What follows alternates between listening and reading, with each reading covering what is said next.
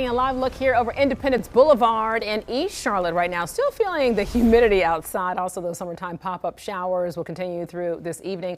Let's bring in Chief Meteorologist Tara Lane. So, Tara, could we see the strong storms tomorrow? Last night it actually got pretty strong. Oh, I know. We had a lot of rain, slow-moving downpours over a good part of Mecklenburg County and the Charlotte metro. Yeah, we could see another round later on this evening and very another similar round tomorrow. Possibly, yes. Yeah, slow movers overall. We have a front that's on the approach, and until it moves in and moves through the area tomorrow, they are going to be generally kind of slow moving and just putting out a lot of rain potentially over a short period of time. They've already had some flood advisories closer to the Greensboro and Triad area here today and around the Sandhills. We're actually mostly dry right now. We had some heavier showers and storms earlier today, and before we get to that, I want to show you latest look at the tropics because we now officially have Dolly, a tropical storm that formed earlier today this morning around the 11 o'clock advisory here. We're still looking at that advisory, waiting for the new one to come in right around 4:45 or so, but still holding that sustained wind speed at about 40 miles per hour with some higher gusts around 50. And this is moving to the west, pretty good clip actually, close to 25 miles per hour. And so that's good. It doesn't have much time to really get that much stronger. It's kind of racing towards some of the islands and around the Caribbean. And by the weekend, not expected to get much stronger at that point here. And we'll see just how long it ends up surviving, because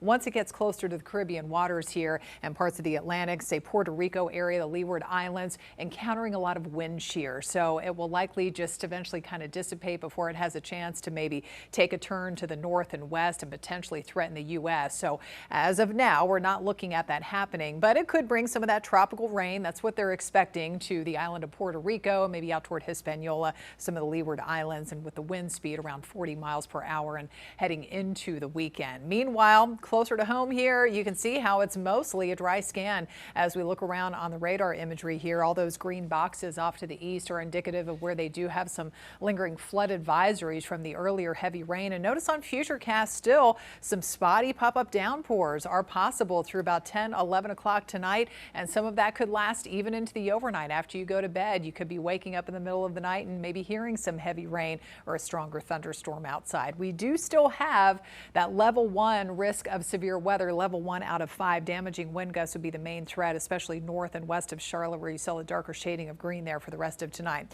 So front is still on the move and back off to the west, and out ahead of it, we're in the warm and humid air mass and helping to lead to those developing storms. 86 and muggy right now with dew points sitting around 70. The wind is calm.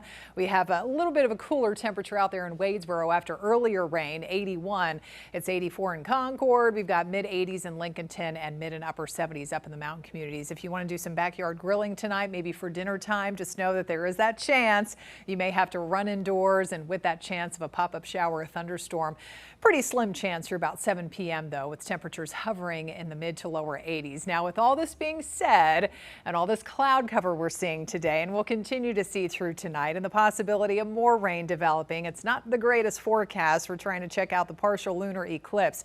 It's going to start getting underway just after 10:30 later on this evening. If you want to stay up and hopefully catch some breaks in the cloud deck, you can maybe look up to the south and east and see something, a little sliver there. 96% of the moon will be covered by the Earth's shadow, and that'll happen around 12:13 in the morning. So late tonight, early tomorrow, that partial eclipse time, the max eclipse time. So showers and storms still possible tonight, with a stormy pattern lasting through about Saturday. Sunday is looking like the drier half of the weekend. Looking ahead to more heat. Are we really looking ahead to it? Not really so much looking forward to it, but yeah, that's what's coming going into next week. Tomorrow's highs only back into the mid 80s, watching for that chance of storms and again a continued risk of some severe weather. So we will get some dry time for the drive into work and sending the kids back to school in the morning. Just a small chance of an isolated shower or storm, but by 2 p.m. and beyond, you can see some of the scattered activity just blossoming across the region and scattered storms there to wrap up the week. Here's a look at that heat coming up for next week. And by the way, you can see the Panthers logo on there for tomorrow evening. I would say take the good old poncho just in case. Hopefully we don't have a lightning delay out there, but that is possible. But yes, heating up mid upper 90s by 7 days from now. Thank you, Tara. Queen City News Plus. Just search Queen City News on your smart TV's app store.